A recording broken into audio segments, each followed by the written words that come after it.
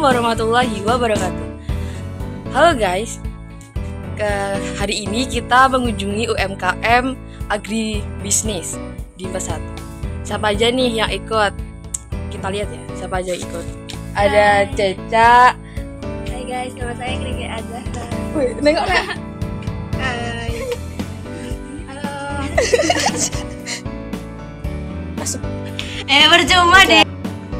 Ini guys, tapi agak gelap. Ada Tiar sama Rea. Assalamualaikum warahmatullahi wabarakatuh. Apa kabar semuanya? Saya Adinda Ramadhani. Pada kesempatan hari ini, saya akan berbincang-bincang kepada pengusaha agribisnis Aglonema.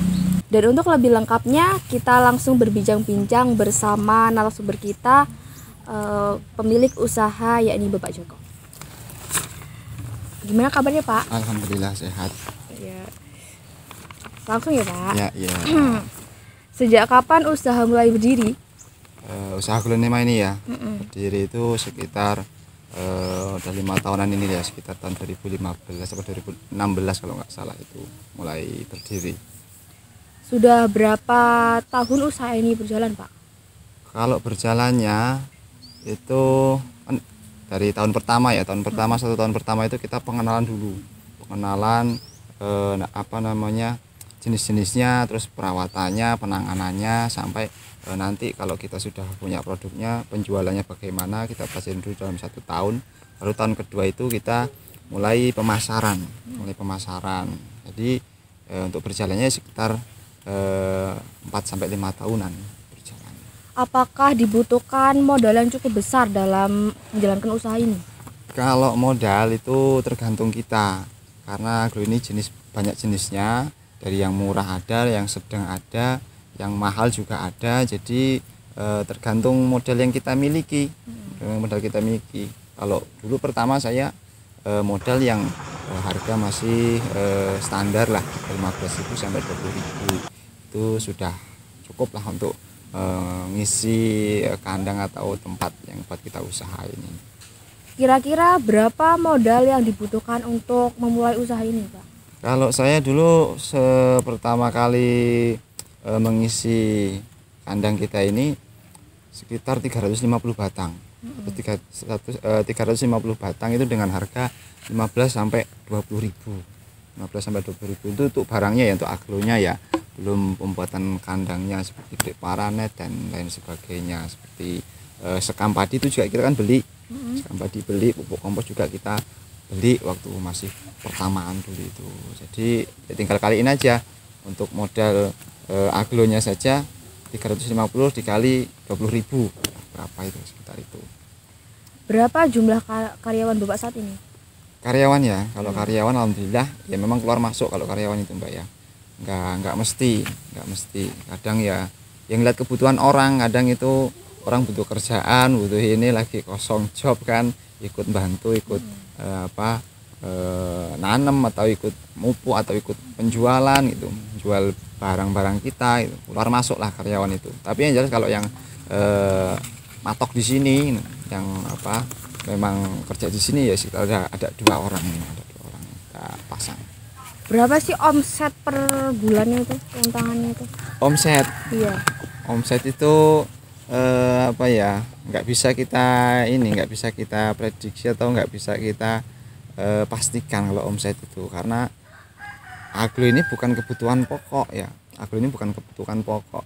Kalau misalkan seperti beras, terus minyak sayur, terus gas, itu kan kebutuhan pokok tuh. Jadi setiap orang pasti membutuhkan tuh, setiap harinya pasti membutuhkan. Jadi kalau melihat kurva peningkatan atau penurunannya itu gampang kalau kebutuhan pokok. Nah kalau agro ini kan bukan kebutuhan pokok, jadi kita nggak bisa memastikan sebulan harus segini, nggak bisa memastikan, tergantung pemesanan dari konsumen. Apakah memiliki cabang usaha? Jika ada, di mana? Cabang usaha? Iya. Maksudnya yang di bawah usaha saya gini tuh, maksudnya ada sih. Kita lebih kepada ini pembinaan petani di bawah kita, bahasanya itu kita kasih mereka itu modal pinjaman dalam bentuk barang. Itu ya aglo ini, dia mau pinjam berapa batang, Misal 100 batang tuh ya kita kasih pinjam 100 batang. 100 batang. Nanti ketika panen pertama atau panen kedua, mereka balikin barang itu ke kita dengan jumlah yang sama. Dan untuk pembibitannya itu nanti tinggal mereka kembangkan sendiri. Jadi sampai sekarang ada sekitar 5 petani yang di bawah binaan kita. Bagaimana promosi yang akan dilakukan?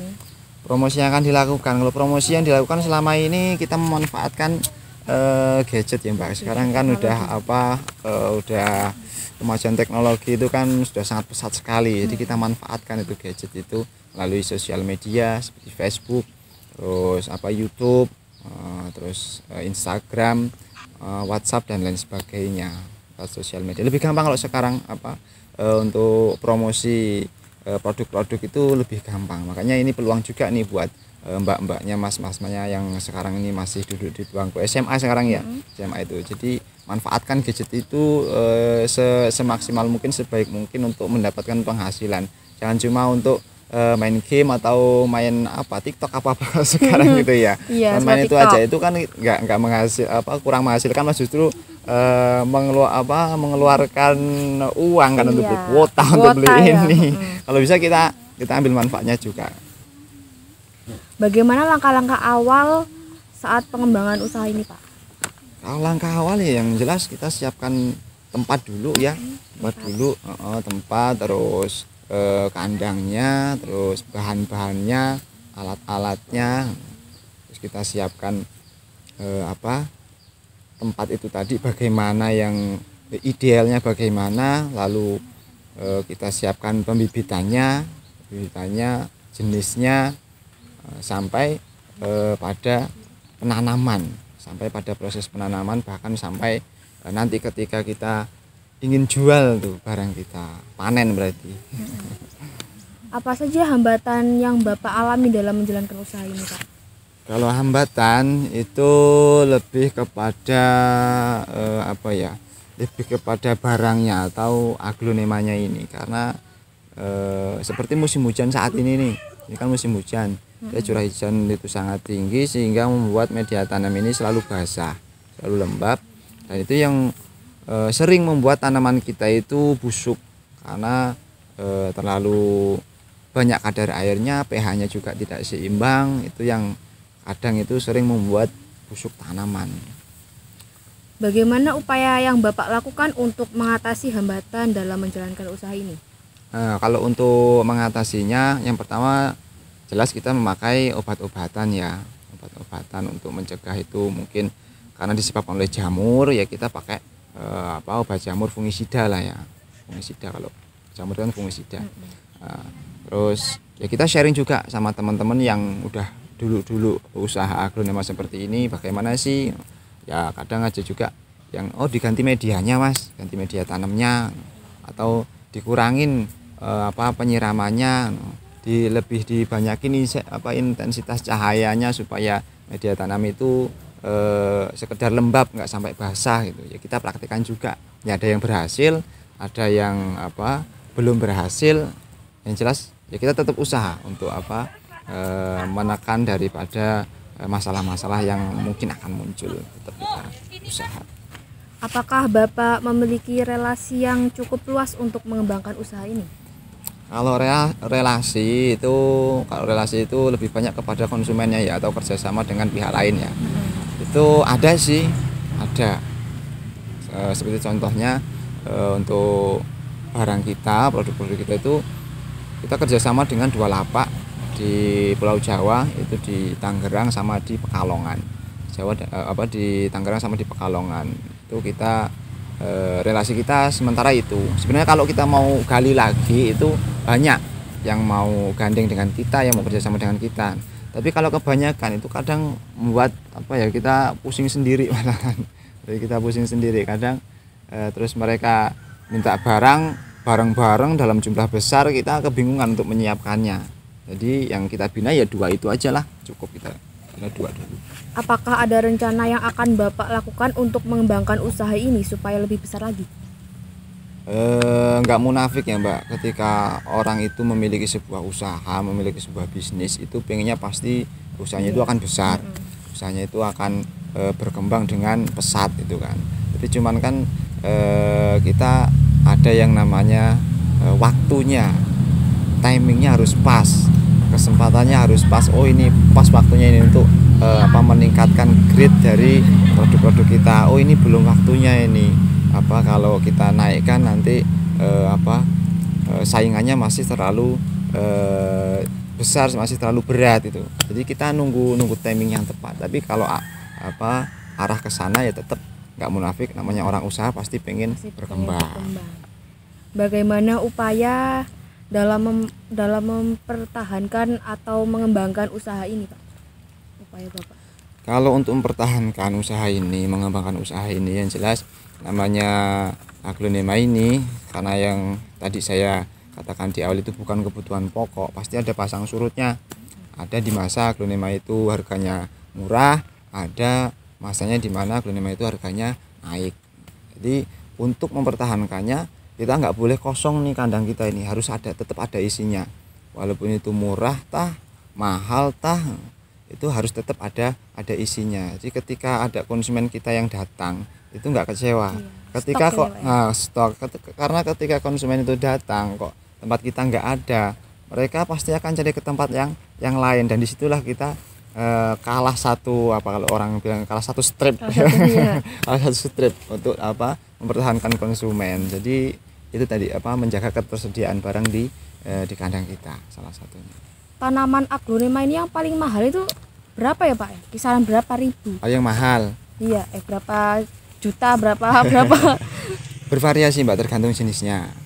Yang mau cari yang harga-harga murah kelas ekonomis ya ada, di bawah 100.000 ada, yang di atas 1 juta ada, yang 15 juta juga ada, bahkan sampai yang 30 juta juga ada. Ada karena memang ini kan sifatnya ya persilangan sih. Jadi kalau keluar jenis baru yang orang lain belum punya itu kan jadi barang koleksian bahasanya. Jadi barang koleksian sehingga harganya ya meroket karena belum banyak yang punya. Tanaman aglonema ini meroket tuh waktu COVID itu bukan?